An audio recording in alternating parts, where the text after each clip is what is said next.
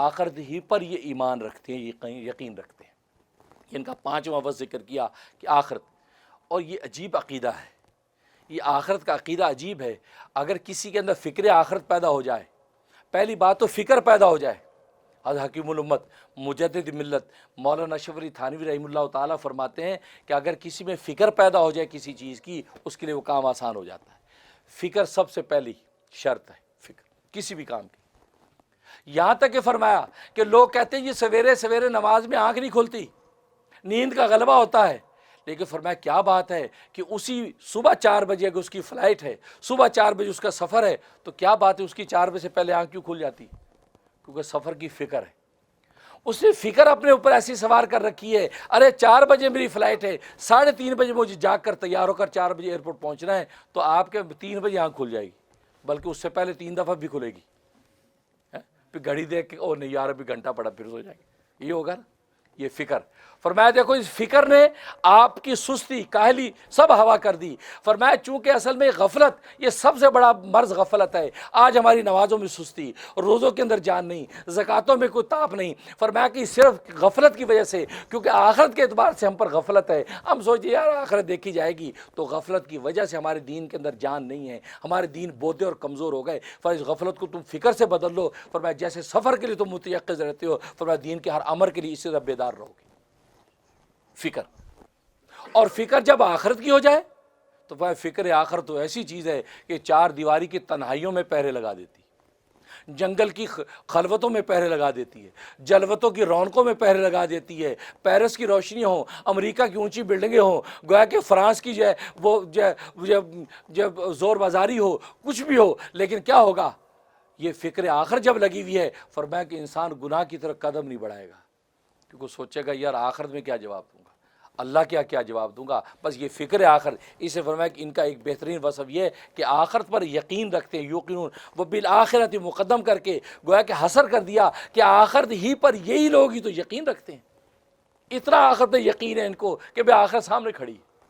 تو اس لیے فکر آخرت پیدا کرو، تمہاری نمازوں میں تاب پیدا ہو جائے گی۔ کہ اگر نماز گنڈے دار پڑی تو یہاں امام مؤذن کو پتہ نہیں، گھر والے کہہ کے نماز پڑھایا، لیکن اللہ کے ہاں نماز کا جواب کیا دوں گا؟ اسے نماز تنہائی میں بھی ایسی پڑھے گا شاندار کہ اللہ کے ہاں منظور ہو جائے، یہ دنیا دیکھے نہ دیکھے۔ تو ایک فکر آخرت تو ہمارے ہر عمل کو درست کر دیا۔ تنہائی میں بیٹھا ذکر کرے گا، پورے تیقظ سے کرے گا، ارے میری بیوی دیکھے نہ دیکھے، بچے دیکھے نہ دیکھے، لیکن مجھے تو اللہ کے ہاں سے اجر چاہیے، لہذا اللہ دیکھ رہا ہے، لہذا اچھا اور شاندار ذکر کروں گا تو اللہ تبارک و تعالیٰ کے اجر کا مستحق ہوں گا۔ تو فکر آخرت ہر چیز آسان کر دے گی۔ لکھا ہے کہ الپ ارسلان یہ اپنے وقت کے اندر ایک بادشاہ تھا، اپنے حواریوں کے ساتھ شکار پہ نکلا تو شکار کوئی ملا نہیں۔ اب ظاہر ہے کہ حواریوں کو بڑی تکلیف ہوئی کہ یار یہ بڑے افسوس کی بات ہے، اور بادشاہ اسلام کو شکار کوئی نہیں ملا تو خطرناک بات ہے۔ انہوں نے کیا کیا، دیکھا کہ جنگل میں ایک بیوہ تھی، اس کو جھونپڑا تھا، وہاں ایک گائے بندھی ہوئی تھی، انہوں نے بیوہ کی گائے پکڑی، ذبح کی، کباب بنائے اور بھون کے جب بادشاہ کو کھلا دیے۔ کہتے یہ کیا کہ جی شکار کیجیے، نیل گائے شکار کیے، نیل گائے کے کباب۔ اب پکے ہوئے کیا پتہ چلتا کہ نیل گائے کے کہ سفید گائے کے۔ وہ بڑا خوش ہوا، چلو جی شکار ہمارا یہ اچھا رہا، یہ سفر ہمارا۔ اب یہ بڑھیا جب شام میں واپس آئی، وہ لکڑیاں وکڑیاں کاٹنے کے گھر پہنچی، اوہ پتہ چلا یہ تو الپ ارسلان کے جو لوگ ہیں انہوں نے گائے ذبح کر دی، بڑی پریشان، لیکن وہ بھی دلیر تھی۔ اب وہ پتہ چلا کہ الپ ارسلان اپنے قافلے کے ساتھ واپس جا رہا ہے، تو ایک پل تھی، ایک پل، اس پل سے جب قافلہ گزرتا تو آہستہ ہو جاتا تھا، یہ اس پل پر جا کر کھڑی ہو گئی، پل پر جا کے کھڑی ہو گئی۔ اب جناب وہ قافلہ جب گزرا، جیسے الپ ارسلان کا گھوڑا آگے بڑھا، اسے جلدی سے لگام پکڑ لی اور کہنے لگی کہ الپ ارسلان میرے حق کا جواب، میرے سوال کا جواب اس پل پر دیتے ہو یا پل صلات پر دیتے ہو؟ کس پل پر جواب دینا ہے؟ بات کرو ابھی۔ اس پل پر جواب دیتے ہو یا پل صلات پر جواب دیتے ہو؟ کیونکہ وہ بھی پل ہے، یہ بھی پل ہے، پل کراس وہ بھی کرنی ہے، کہاں جواب دینا ہے؟ وہ فوراً اتر گیا، کہا کہ نہیں بی بی میں اسی پل پر جواب دیتا ہوں، اس پل سے گزرنا تو میری تاب نہیں ہے، کیا خیریت ہے؟ کہا کہ تیرے بندوں نے میری گائے ذبح کر دی اور ذبح کر کے کباب تمہیں کھلا دیے، کوئی شکار وکار نہیں کیا ہے؟ آواز لگائے کیا بات ہے؟ اب ڈانٹا لوگوں جی اصل میں یہ وہ شکار ملا نہیں تھا، تو ہم نے کہا جی آپ ناراض نہ ہو، ہم نے اس کی گائے ذبح کر دی۔ تو علیہ السلام نے کہا کہ بی بی آخرت کے پل پر جواب دینا میری طاقت نہیں ہے، میں یہیں پر تیری اس کا جواب دیتا ہوں، اور تیری ایک گائے کے بدلے میں 70 گائے تجھے دیتا ہوں، لیکن تجھے معاف کر دے تاکہ کل پل صراط پر میرا گریبان نہ پکڑے۔ یہ فکر آخرت تھی، تو علیہ السلام نے ایک گائے کے بدلے 70 گائے اس کو دی۔ اگر فکر آخرت نہ ہوتی تو کیا وہ ہاتھ چھڑا کے چلا جاتا اور جائے بی بی، جیسے آج کا حکمران کہا جی چھوڑیے جی، اجی ہٹیے، بلکہ اول تو کرندے پہنچنے نہیں دیتے اس تک، کوئی پہنچ بھی جائے تو اٹھا کے بھگا دیتے ہیں، اور حکمران بھی کہتا ہے سائڈ پہ کرو ان کو، ایسے فقیر بڑے پھر رہے، کیوں؟ آخرت کی فکر نہیں۔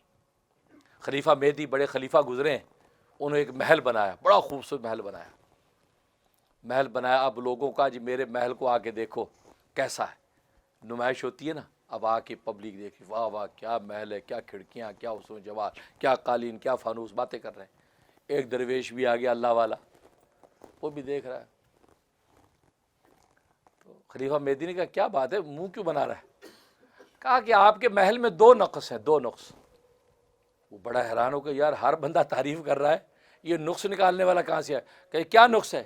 کہا جی ایک نقص یہ ہے کہ آپ اس میں ہمیشہ نہیں رہیں گے، اور دوسرا نقص یہ ہمیشہ نہیں رہے گا۔ کیونکہ بندے کو تو ہمیشہ کا شوق ہوتا ہے یار بس پکی نوکری مل جائے۔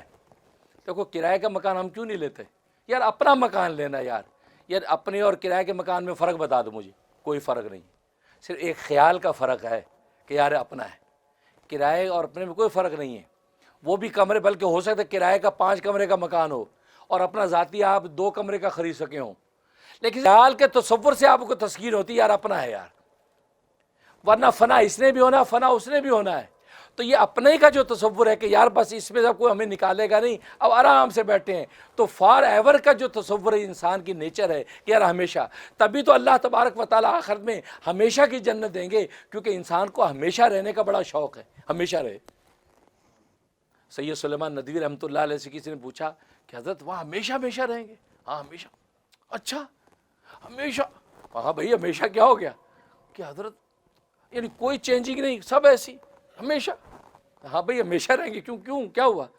کہا حضرت بور ہو جائیں گے، بور ہو جائے۔ اب امریکہ میں رہنے والے ہمیشہ کہاں رہنا چاہتے ہو کہ یار سوئٹزرلینڈ چلو یار 10 دن سوئٹزرلینڈ میں لگاتے ہیں، چلو یار میکسیکو گھوم کے آتے ہیں، یار چلو یار بنگلہ دیش کے دریا پہ گھوم کے آتے ہیں، مچھلیاں کھاتے ہیں۔ یہ کرتا ہے نا، ٹکتا نہیں ہمیشہ کے لیے، الا یہ کہ مجبوری ہو، انہوں نے باندھ دیا ہو تو بیٹھا بیچارہ۔ تو یہ انسان کی نیچر، تو کہتا جی حضرت ہمیشہ رہیں گے، یہ تو بڑا بور ہو جائیں گے۔ تو سید سلیمان ندوی رحمۃ اللہ بڑا اچھا جواب دیا، فرمایا بات سن، اس دنیا کے اندر تو ہمیشہ رہنا چاہتا ہے یا مرنا چاہتا ہے؟ نہیں جی نہیں، کیوں مرنا چاہتا؟ میں تو چاہتا ہوں میں قیامت تک زندہ رہوں، اور ہر بندے کی خواہش ہے کہ ہمیشہ رہے۔ کہا کہ یہ دنیا یہ گندی سی دنیا، اس کے اندر اللہ نے ایسا حسن و جمال رکھا کہ تو ہمیشہ قیامت تک اس میں رہنے کو تیار، 1000 سال بھی تیری عمر ہو تو اس میں رہنے کو تیار، تو بوریت فیل نہیں کرتا۔ تو جنت جس کو اللہ تبارک و تعالیٰ بنائی ہمیشگی کی نیت سے ہے، اللہ نے اس کو کتنا حسین بنایا ہوگا، وہاں آدمی کے بور ہونے کا سوال ہی نہیں۔ جبکہ اس کو فنا کرنے کی نیت سے بنایا، اس کو اتنا حسین بنایا کہ انسان ہمیشہ رہنا چاہتا ہے۔ جس کو ہمیشہ رکھنے کی نیت سے بنایا ہو، اس کے حسن و جمال کا کیا عالم ہوگا۔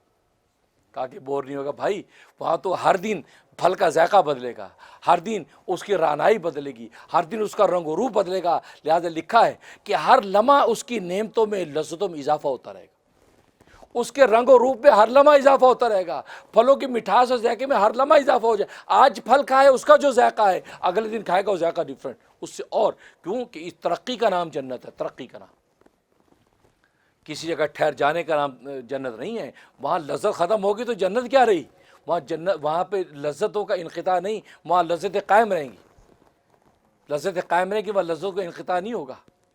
یہاں تک کہ حوروں کے ساتھ انسان جب مقاربت کرے گا تو وہاں پر اس کی لذت کی انقطاع نہیں ہوگی، بلکہ ایک آواز آئے گی کہ بس کر، کسی دوسری کا بھی حق ہے، اس کے حق کو پورا کر۔ اس آواز کی وجہ سے وہ ہٹے گا، ورنہ وہاں انقطاع نہیں، کسی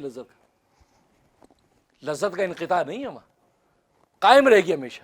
تو اللہ تبارک و تعالیٰ کیسے جنت؟ فرمایا جس نے دنیا ایسی بنائی کہ چھوڑنے کو تیار نہیں، تو آخرت کیسی بنائی ہوگی؟ تو وہاں بوریت کا سوال نہیں بھائی۔ تو خیر، تو کہنے کا مقصد یہ، تو خلیفہ مہدی سے یہ کہا کہ اس میں دو نقصے ہیں، ایک نقصے کہ تو ہمیشہ نہیں رہے گا، اور دوسرا نقصے کہ یہ ہمیشہ نہیں رہے گا۔ یہ فکر آخرت کا سبق دے دیا درویش نے کہ آخرت پہ نظر رکھ خلیفہ مہدی، ان میں مٹی کے محلوں سے کچھ نہیں ہونا، وہاں اگر تو نے کچھ بنا لیا، یہ قبر تو نے اگر سنوار لی تو وہاں بیڑا پار، تو وہاں پر جب تو اٹھے گا تو اللہ تبارک و تعالیٰ تجھے سرخرو کر دیں گے۔ اللہ سے دعا ہے کہ اللہ تبارک و تعالیٰ فکر آخرت ایسی پیدا کر دے کہ ہماری نمازوں میں رونق آ جائے، ہمارے روزوں میں جان پیدا ہو جائے، ہمارے انفاق فی سبیل اللہ کے اندر طاقت ہو، ایمانوں کے اندر قوت ہو، اس لیے کہ فکر آخرت کے وہاں جواب دینا ہے، قبر سنوارنی وہاں جواب دینا ہے۔ یہ غفلت کا پردہ ہم سے ہٹ جائے تو پھر دیکھو دنیا کے اندر اللہ تبارک و تعالیٰ جنت کا مزہ دے دیں گے۔ اللہ تبارک و تعالیٰ عمل کی توفیق عطا فرمائے۔ وآخر دعوانا الحمدللہ رب العالمین۔